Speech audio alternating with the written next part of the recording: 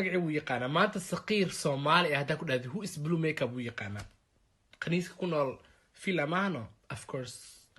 that's fucking me so dhageyso waraa ku sheegay I hate walis I wax walba adduunka lagu soo aniga bashid but ani maanta shaqan ka hadlayaa don shaqadayda hay fucking hayga soo irstaagin hadaa shaqo qabsanayn wallahi oo billah oo talaa gabdhaha oo arooska iga soo ijaaranaya oo ka bacdi idahaya alla blue makeup wallahi billahi like I'm a makeup artist and all that I can do you wedding makeup and all that aba shaqada ka shaqeyso ma fahantay أنا if you don't أنا سكين من القناة باي لعقتها مركا يسود دورتنت قناة تيت كي ميسو جرتي خدنا كي ميسو بحسي ودنا والبا أنا عندها هاي ودنا كاسا إيمان كرا أنا وركاسنا بلاشة وجود بي and today is like Trans Visibility Day